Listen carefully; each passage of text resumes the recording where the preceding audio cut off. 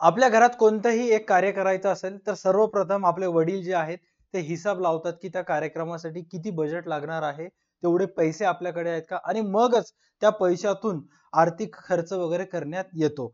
त्याच पद्धतीनं कोणत्याही देशात कोणतेही विकास कार्य करायचं असेल तर सर्वप्रथम देशाचे जे अर्थमंत्री असतात किंवा अर्थव्यवस्था सांभाळणारे लोक असतात ते चेक करतात की देशाच्या तिजोरीमध्ये एकूण किती पैसा आहे आणि असलेला पैसा कोणत्या कोणत्या गोष्टीवर खर्च करायचा आहे.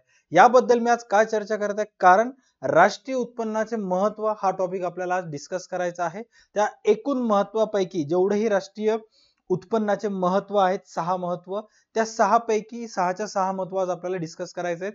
आणि त्यातला पहिला महत्व आहे अर्थव्यवस्थेला उपयुक्त.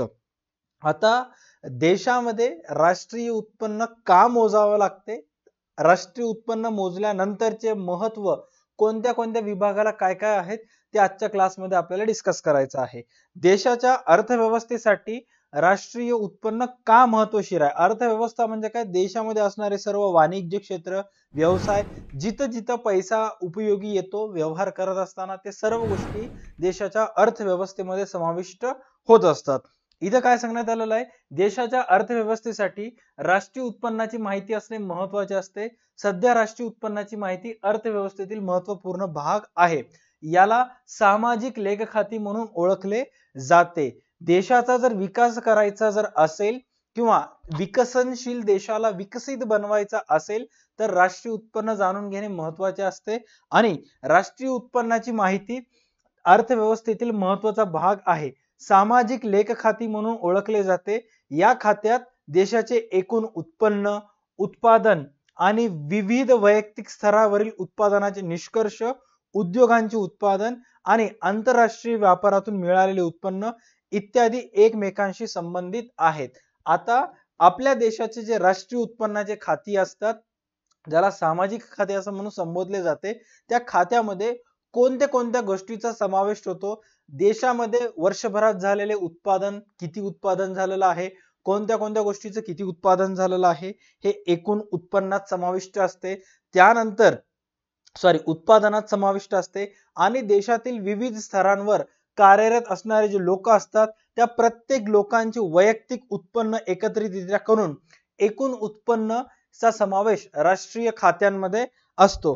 त्याचबरोबर आपल्या देशाला वर्षभरात विदेशातून किती रुपये प्राप्त झालेले आहेत आणि विदेशातील लोकांनी आपल्या देशातून किती रुपये घेऊन गेलेले आहेत, इत्तंभूत सर्वच्या सर्व माहिती ह्या सामाजिक लेखखाती म्हणजे राष्ट्रीय उत्पन्नाच्या खात्यामध्ये समाविष्ट असतात. त्याचबरोबर इत्यादी सर्व उत्पादनाशी संबंधित असणारी माहिती जी आहे ते अर्थव्यवस्थेसाठी उपयुक्त असते, म्हणून राष्ट्रीय उत्पन्नाचं एक महत्व आहे. ओके. त्यानंतर धोरणे, ज्याला आपण इंग्लिश मध्ये म्हणतो पॉलिसीज किंवा नॅशनल पॉलिसीज. आता आपल्या भारत देशामध्ये वर्षभरात अनेक धोरण ठरविली जातात.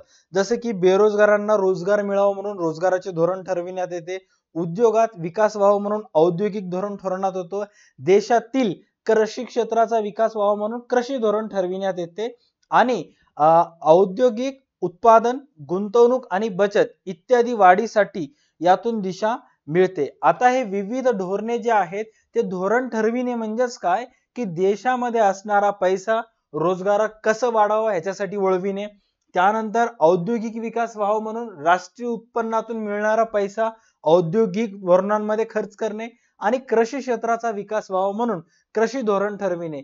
आता आपल्या देशाच्या तिजोरीत पैसा असेल तरच तुम्ही हे औद्योगिक धोरण, कृषी धोरण, रोजगार धोरण ठरवू शकता. अदरवाइज कोणतंही धोरण जे आहे ते तुमचं सार्थ होणार नाही. त्यामुळे धोरण ठरविण्यासाठी सुद्धा राष्ट्रीय उत्पन्न माहित असणं महत्वाचं असतं. त्याचबरोबर तसेच राष्ट्रीय उत्पन्नाच्या आकडेवारींची मदत आर्थिक प्रतिमानांच्या निर्मितीसाठी होते. जसं आर्थिक प्रतिमान म्हणजे काय, गुंतवणूक किती करायची आहे देशामध्ये. आता देशामध्ये अनेक सेक्टर्स आहेत, ज्या सेक्टर्स मध्ये देश जो आहे पुढे जात आहे, बरोबर. आता देशामध्ये जर राष्ट्रीय उत्पन्न असेल किंवा देशाचं उत्पन्न असेल तर देशाच्या तिजोरीतला किती पैसा गुंतवणूक ठेवायचा आहे, वृद्धी प्रतिमान आणि अर्थव्यवस्थेला योग्य मार्गावर आणण्यासाठी बदल करता येते. मागच्या वर्षीच्या तुलनेत या वर्षी किती उत्पन्न वाढलं हे जाणून घेण्यासाठी वृद्धिपतिमान मदत करते। त्याचबरोबर देशामध्ये असणारा पैसा कोणत्या क्षेत्रात गुंतवणूक केल्यानंतर देशाला त्या गुंतवणुकीवर व्याज मिळेल किंवा गुंतवणुकीचा फायदा ठरेल, जेणेकरून राष्ट्रीय उत्पन्नातील पैसा गुंतवणूक करता येतो। याच्यासाठी राष्ट्रीय धोरण ठरवावे लागते आणि राष्ट्रीय उत्पन्नातला पैसा ते धोरण ठरविण्यासाठी तुम्हाला मदत करतो। त्याच्यानंतर आहे आर्थिक नियोजन। आता आर्थिक नियोजन म्हणजेच काय की देशातील पैशाचे असलेले नियोजन, राष्ट्रीय उत्पन्नातून जो पैसा कमवण्यात येतो त्याचं नियोजन, त्याबद्दल इथं काय सांगण्यात आलेलं आहे, आर्थिक नियोजनाकरिता राष्ट्रीय उत्पन्नाशी संबंधित असलेली आकडेवारी अतिशय महत्त्वपूर्ण असते।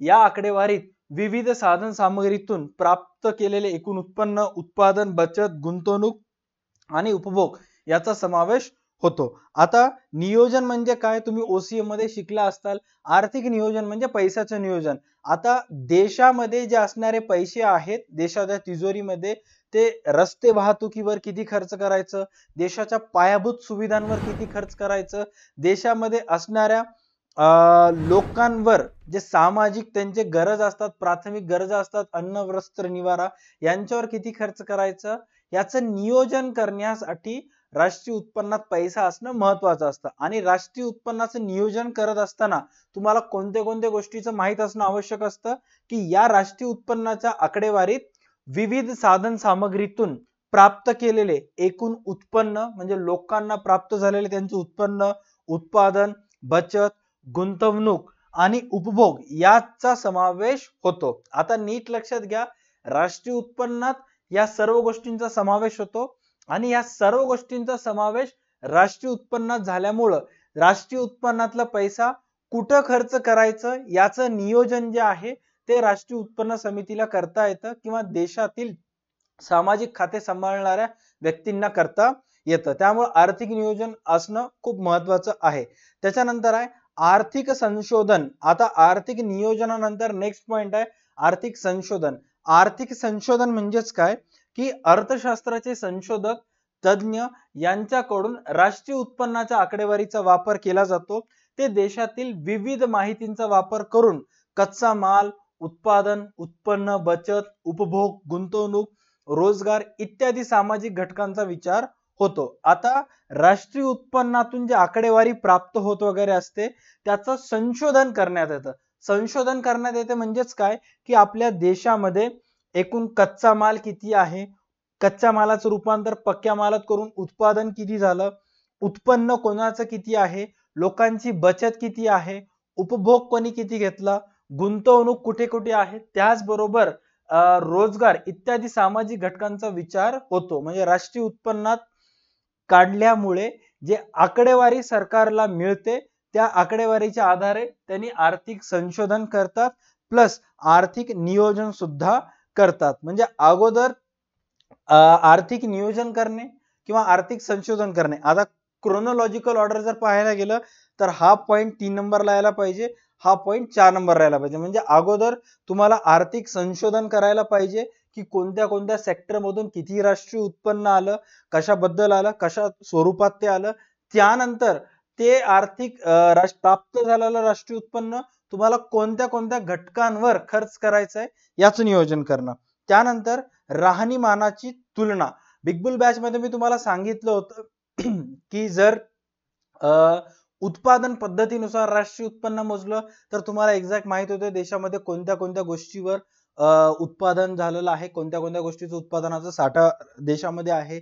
जर खर्च पद्धतीनुसार राष्ट्रीय उत्पन्न मोजलं तर तुम्हाला एक्झॅक्ट कळेल की लोक कोणत्या गोष्टीवर खर्च करत आहेत, लोकांचं एक्झॅक्ट आवड कोणत्या गोष्टीला आहे काय नाही, कोणत्याही गोष्टी मध्ये लोक जास्तीत जास्त कन्झम्पशन करत आहेत ते तुम्हाला कळते। आणि उत्पन्न पद्धतीनुसार राष्ट्रीय उत्पन्न मोजलं तर तुम्हाला एक्झॅक्ट लोकांचं राहणीमानाचा दर्जा कळेल, लोकांचं गरीब किती आहेत, श्रीमंती किती आहेत याचा आकडा तुम्हाला मिळतो। आता राष्ट्रीय उत्पन्नचं आणखी एक सर्वात महत्त्वाचं महत्व म्हणजे राहणीमानाची तुलना।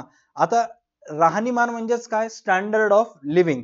वेगवेगळ्या देशातील लोकांच्या राहणीमानाच्या तुलना करण्यास राष्ट्रीय उत्पन्नाचा अभ्यासाची मदत होते। यासारख्या देशातील वेगवेगळ्या काळातील राहणीमानाची तुलना करण्यास मदत होते. आता दरवर्षी राष्ट्रीय उत्पन्न फाइंड आउट करण्यात येते. जर समजा एखाद्या आर्थिक वर्षात सोन्याची जर विक्री बाजारात मोठ्या प्रमाणावर झाली तर त्यावेळेस अंदाज काढण्यात येतो की लोकांचा राहणीमानाचा दर्जा जो आहे तो उंचावत आहे. जर एखाद्या आर्थिक वर्षात औषध गोळ्यांची खप जास्त झाली तर कळते एक्झॅक्टली की बाबा देशातील नागरिकांमध्ये आरोग्यास खूप हानी होत आहे किंवा देशातील नागरिकांचा आरोग्याचा दर्जा जो आहे तो खालावला आहे. जर एखाद्या आर्थिक वर्षात मागच्या वर्षीच्या तुलनेत या वर्षी जर भारतीय लोकांनी विदेशातून जास्तीत जास्त चलन प्राप्त केले तर ह्याच्यावरून अंदाजा लावण्यात येतो की लोकांचा राहणीमानाचा दर्जा वाढलेला आहे. विदेशी व्यापारामुळे देशाला फायदा होत आहे. असे अनेक निष्कर्ष याच्यातून काढण्यात येतात. त्याच्यानंतर नेक्स्ट पॉइंट आहे डिस्ट्रीब्युशन ऑफ इन्कम, उत्पन्नाचे वितरण. राष्ट्रीय उत्पन्नाच्या आकडेवारीवरून आपल्या देशाच्या उत्पन्नाच्या वितरणाबद्दल माहिती मिळवता येते. जसे की मजुरी, खंड, व्याज, नफा यांच्याशी संबंधित माहिती आपणास समाजातील विविध घटकांमध्ये असणारी तफावत लक्षात येते. आता तुम्हाला राष्ट्रीय प्रवाहाचे द्विक्षेत्र प्रतिमान लक्षात असेल, ज्याच्यामध्ये कुटुंब संस्थेकडून उत्पादन संस्थेकडे भूमी, श्रम, भांडवल संयोजक देण्यात येते आणि त्याचा मोबदला म्हणून उत्पादन संस्था मार्फत खंड, वेतन, व्याज, नफा देण्यात येतो.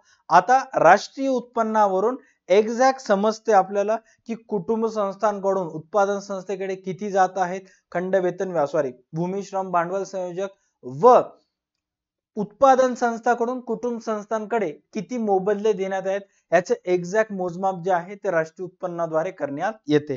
पॉइंट तुलनेनं जास्त महत्वाचं नाहीये, बट आपण या पॉइंटला लाईटली घेता येत नाहीये. मी तुमच्या सर्व विद्यार्थ्यांकडून अपेक्षा ठेवेन की तुम्ही या पॉइंटचे जे सर्व मुद्दे आहेत या प्रश्नाचे, राष्ट्रीय उत्पन्नाचे महत्व, याचे सर्वच्या सर्व महत्व व्यवस्थित पाठांतर करा. 8 मार्काला येऊ शकतो का? चान्सेस खूप कमी आहेत. 4 मार्काला नक्की येऊ शकतो. तुम्ही 5च्या 5 पॉइंट व्यवस्थित करायचं आहे. राईट. आय होप आजचा हा व्हिडिओ तुम्हाला समजला असेल. सो व्हिडिओ जर आवडल्यास व्हिडिओला लाईक करा, चॅनलला सबस्क्राईब करा. सो याचे जे नोट्स आहेत ते लवकरात लवकर बिग बुल बॅच मध्ये ऍड होतील की एक्झाम मध्ये हा प्रश्न कसा लिहायचा. ओके, आजच्या व्हिडिओसाठी एवढंच. भेटूयात नेक्स्ट व्हिडिओ मध्ये. तोपर्यंत पाहता तुमचा आवडता YouTube channel DA2 academy. Tata bye bye, take care, stay connected.